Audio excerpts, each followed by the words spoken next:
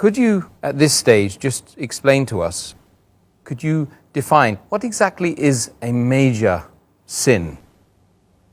Major sins are those actions and deeds which have been forbidden by Allah subhanahu wa ta'ala in the Quran and which have been prohibited by Muhammad sallallahu alaihi wasallam in the Sunnah, in the authentic hadith, and which has also been clarified by the first generation of people around the Prophet, that the Sahabas.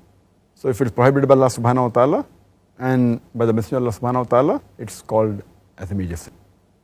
And it is mentioned in a Sahih hadith of Mustadrak al-Hakim, volume number 2, in the book of Tafsir, hadith number 3419, the beloved Prophet Muhammad sallallahu alaihi wasallam said that whatever Allah subhanahu wa ta'ala has prohibited, you have to abstain from it.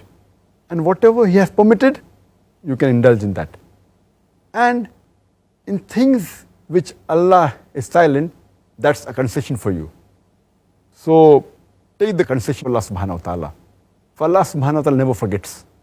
And the Messenger recited the verse of the Quran of Surah Maryam, chapter number 19, verse number 64, which says that Allah subhanahu wa ta'ala never forgets. And it's mentioned in Sahih Bukhari, volume number 4, hadith number 2766, that the Prophet, peace be upon him, he said that, do you know which are the 7 destructive sins? The Prophet said that they are, number 1, associating partners to Allah subhanahu wa ta'ala, or associating in worship anyone else besides Allah subhanahu wa ta'ala. Number 2, practicing sorcery, that's black magic.